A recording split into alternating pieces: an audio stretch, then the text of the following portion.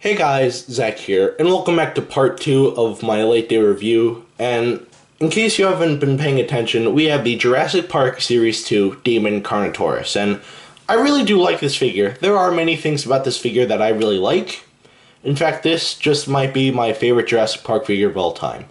Mainly because it is a Carnotaurus, and the Carnotaurus is my favorite dinosaur of all time. I know I said in a previous video that the T-Rex was my favorite dinosaur, but this might not make sense, but in the Jurassic Park universe, the T-Rex is my favorite dinosaur, but in real life, the Carnotaurus is my favorite dinosaur. That probably doesn't make sense, but I'm just saying. Jurassic Park, T-Rex is cool. In reality, Carnotaurus is cool. That's basically all I'm trying to say here. But either way, in part 1, we had a look at the accessories. Now we're going to take a look at the figure itself. And yeah. Also, in case you haven't noticed, there is a glass jar right here filled with thumbtacks. That is there because this figure does not like to stand. I will show you right now. Yeah. I stand mine by, I place these pieces of paper towel underneath the middle toe right here, and that helps it stand a lot. However, having to deal with two pieces of paper towels underneath the middle toe right here can be kind of a pain, so yeah, to make it easier on myself, I'm just going to use this jar filled with thumbtacks. And yeah, that's basically it for that. We'll take a look at the paint right now. That's actually kind of funny. I bring the jar in just to take it out. Yeah. Most of the figure is black and red. I really like the shade of red they used for the top part right here. And underneath that red, we have this black color, which just looks really nice. Looks really cool. Underneath the dino damage piece right here, the bone is painted this yellowish color, same color as the teeth. And behind that is the flesh, obviously. And the flesh is painted of this red color. Not the same shade of red as the outside of the figure, but a dark shade of red. A normal shade of red, you could say. We have JP19 right here. Underneath we have this silky white coloring. And the toe claws and the finger claws are painted this grayish color. Just like with the tailbone, the teeth are painted yellow. And the gums and tongue and the roof of the mouth is painted pink. And the eyes are painted green. And yeah, that's it for the paint. The paint on this figure is really nice. Again, I can't say if it's film accurate or not. However, I will say that the paint looks amazing on this figure. So the paint definitely gets a pass. Now we'll take a look at the articulation, and there barely is any articulation on this figure, but it is understandable because most of this figure is made out of rubber. Actually, no, there are tons of points of articulation on this figure. First of all, the arm can rotate, and the other arm can rotate. And yeah, that's basically it. Well, technically, if you squeeze the neck, the jaws will open up. So let's take Billy Grant here. And let's say the Carnotaurus tries to pick him up. The Carnotaurus can't really pick up much of anything because the jaw, well, it can, but you kind of have to help it. But the reason why the Carnotaurus can't pick up much figures, I just dropped Muldoon. Why do I have Muldoon with me? I will show you in a second. But the Carnotaurus has a much shorter jaw than the Tyrannosaurus. So yeah, that's why this figure can't really pick up anything. Because, you know, the short jaw. But yeah, that's basically it for the articulation.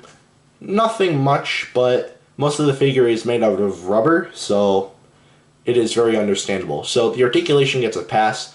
Now we'll take a look at the sculpt, and looking at the sculpt of this figure, as I just said, the Carnotaurus is my favorite dinosaur, and looking at this figure, it really does show. There are some nitpicks I have, but either way, the sculpt is amazing. First, we'll take a look at the nitpicks I have. First of all, taking a look at the head, it has this goofy expression that I don't really like too much. Just looks stupid in my opinion.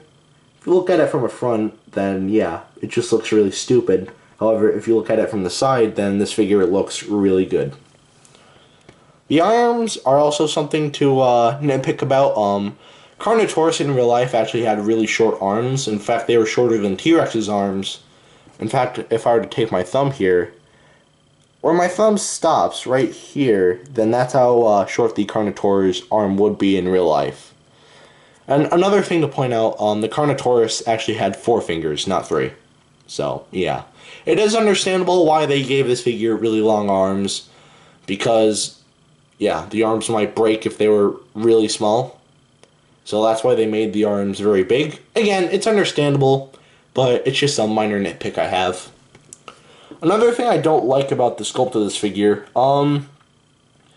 it looks nice just standing straight. However, I don't really like how the head is somewhat turned.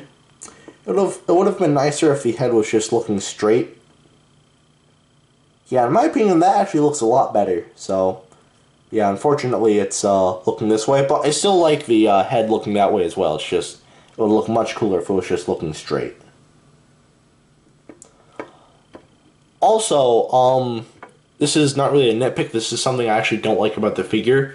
The tail is a little bit too short. And by too short, it's so short, this figure is kind of front heavy, as I just showed you in the beginning. Yeah. If the tail was a little bit longer, then maybe this figure could balance well, but unfortunately, yeah, it does not. So, yeah. That is it for the sculpt of this figure. There are some things I don't like about it, but all in all, the sculpt on this figure is still very nice, so the sculpt gets a pass. Now we'll take a look at the detailing. And the detailing on this figure is where this figure really starts to shine. This is just another example of Kenner putting so much care and thought into their figures back when they used to own the rights for the Jurassic Park toy line. Taking a look at the head. The head is detailed very nicely. You can see all the pebbles and scales in the skin. The inside of the mouth is detailed nicely as well. The roof of the mouth and the tongue look very nice. Going down to the neck, you can see all of the folds and creases in the skin right there, as this creature is turning its head, which looks very nice. Going down to the body, you can see more scales and pebbles. Going to the arm, again, more scales and pebbles. Going to the base of the leg right here, you can see, again, more scales and pebbles, which are just detailed really nicely. I really like how they're molded into the figure. Just looks really nice in my opinion. Going down to the feet, we have more scaling in the front part of the feet right here, which go down to the feet, which are detailed very nicely as well. On the back we have more scales. And also we have these back, toe, talon things. I know a lot about dinosaurs, but I don't really know what these are called. It's kind of stupid. Well, it's very stupid that I don't know what they're called. But if you know, then please let me know in the comments below, because, yeah, right now, I don't know what these are called. And the tail is detailed nicely as well. You can see all the bumps and scales. And the bumps on the top look nice as well. Again, you can see all the scales and the smaller pebbles on the head and on the back. And yeah. Should you get this figure? Definitely get this figure if you are a Jurassic Park fan, and you can also, well, get this figure if you're a Jurassic Park fan, because this is definitely a great figure to have in your collection. And even if you are a big fan of Carnotaurus like me, then, again, definitely get this figure. However, this figure is very expensive online. This figure is really rare for some reason. Well, actually, I know the reason. Where I heard this bit of information, I don't know if it's 100% true, but basically, this figure didn't sell well, so the people who sold these in the stores had to take them off the shelves to make more room for better toys. I don't know if that's true or not, however, it would make some sense, but loose, this figure can be around $80 to $75 without the capture gear and accessories. With all the accessories, mine costed me $300, $50 for shipping, so without the shipping, that'd be $250. And in box, I've seen $600 to $800. I've even seen $900 for this thing in box, and that money is really not worth it. However, you can find this figure, well, if you can find this figure for a cheap price, then definitely go for it. But yeah, this figure is really hard to come by. So if you are trying to find this figure, good luck, and good luck on trying to find a good price for it. But if you want to know how big this figure is, here he is next to Dr. Billy Grant.